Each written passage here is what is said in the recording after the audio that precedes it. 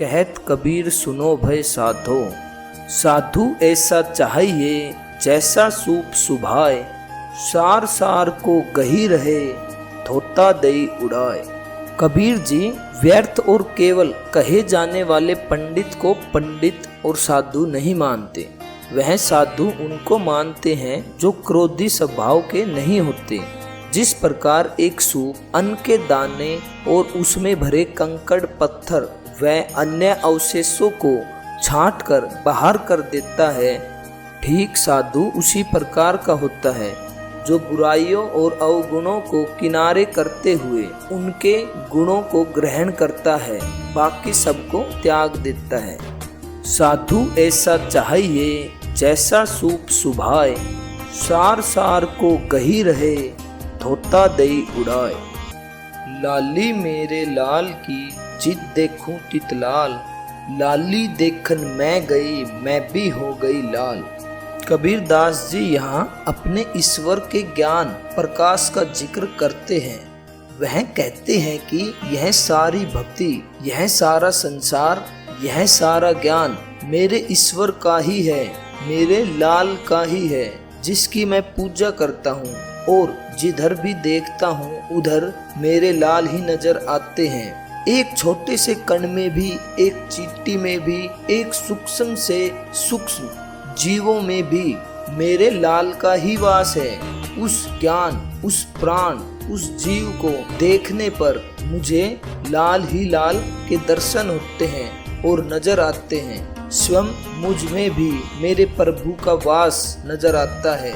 तो इसी पर कबीर जी ने कहा है, लाली मेरे लाल की जिद देखूं तितलाल, लाली देखन मैं गई मैं भी हो गई लाल। जल में कुंभ है कुंभ में जल, बाहर भीतर पानी, फूटा कुंभ जल जल ही समाया, यही तथ्य कथ्यो ज्ञानी। इस कबीर जी के दोहे का अर्थ यह है कि पंक्ति में कबीर जी के अध्यात्म का पता चलता है। वह जल और कुंभ घड़े का उदाहरण देकर बताना चाहते हैं कि किस प्रकार शरीर के भीतर और शरीर के बाहर आत्मा का वास है, उस परमात्मा का रूप है। शरीर के मरने के बाद जो शरीर के भीतर की आत्मा है वह उस परमात्मा में लीन हो जाती है।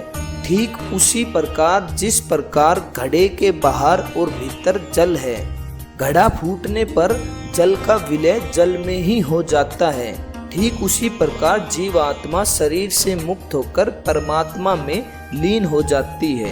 कहत कबीर सुनो भय साधो, गुरु कुम्हार शीश कुंभ है, घड़ी घड़ी काटे खोट, अंतर हाथ सहार दे बाहर बाहे चोट। इस दोहे का भावार्थ है, गुरु ही शिष्य के चरित्र का निर्माण करता है। गुरु के अभाव में शिष्य एक माटी का अनगढ़ टुकड़ा ही होता है, जिसे गुरु एक घड़े को आकार देते हैं, उसके चरित्र का निर्माण करते हैं। जैसे कुंभकार घड़ा बनाते वक्त बाहर से उसे चोट मारता है और अंदर से हल्के हाथ से उसे सहारा भी देता है कि कहीं कुंभ टूट ना जाए, मतलब घड़ा टूट न जाए। इसी भांति गुरु भी अपने शिष्यों के अवगुण को दूर करते हैं, उसके अवगुणों पर चोट करते हैं, लेकिन अंदर से उसे सहारा भी देते हैं जिससे कहीं वह टूट न जाए, मतलब हार न मान जाए। तो इस दोहे के माध्यम से कबीर जी ने यही बताया है, गुरु कुम्हार शीश कुंभ है, गढ़ी गढ़ी काढ़े खोट, अंतर हाथ सहार दई बाहर बाहे चोट। कहत कबीर सुनो भई साधो, कबीरा यह घर प्रेम का, खाला का घर नाही, शीश उतारे हाथी करी, 100 पैसे घर माही। इस दोहे का भावार्थ है, भक्ति कोई आसान कार्य नहीं है जिसे हर कोई अपना ले। यह किसी रिश्तेदार मतलब खाला या मौसी का घर नहीं है जहाँ हर कोई बगैर प्रयत्न के ही प्रवेश कर जाए। भक्ति मार्ग पर अपने शीश को मतलब अभिमान को, अहंकार को काट कर धरती पर रखने के उपरांत प्रवेश मिलता है। भाव है कि माया को छोड़ना उतना आसान भी नहीं है जितना कहना होता है। माया में जीव स्वयं को सुखद महसूस करता है, वह माया में ही रहना चाहता है और उसे माया को छोड़कर भक्ति मार्ग में आगे बढ़ने के लिए त्याग वैराग्य अपनाना पड़ता है, जो कतई भी आसान नहीं है। माया के अतिरिक्त व्यक्तिगत दुर्गुणों, काम, क्रोध, मोह माया आदि का भी त्याग करना पड़ता है। भक्ति मार्ग सुगम भी बहुत है उनके लिए जिन्होंने स्वयं पर नियंत्रण स्थापित कर लिया है, जिन्होंने सब कुछ त्याग दिया है अपने मन से। प्रेम या भक्ति को प्राप्त करने के लिए किसी बाह्य बल की या जतन करने की, कर्मकांड करने की, पूजा, तीर्थ आदि की आवश्यकता नहीं है। यह तो आंतरिक है। आंतरिक बल लगाने से आश्चर्य है जब अहम मतलब अहंकार शांत हो जाए। यह बल बहुत बड़ा है जिसे लगाने के लिए साहस की आवश्यकता होती है।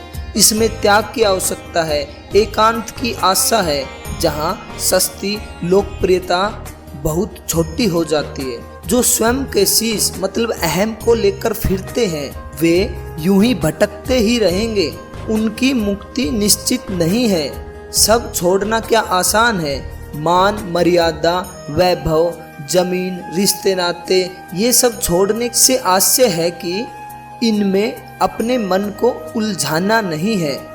आखिर में जाना अकेले है और वह भी खाली हाथ। यह समझ में तो आ जाता है पर व्यवहार में इसे लाने में बहुत ही अधिक समय लगता है। तो कबीर जी ने प्रेम या भक्ति के मार्ग पर चलने के लिए इस दोहे के माध्यम से बताया है। कबीरा यह घर प्रेम का, खाला का घर नाही, शीश उतारे हाथी करी, सो पैसे घर माही।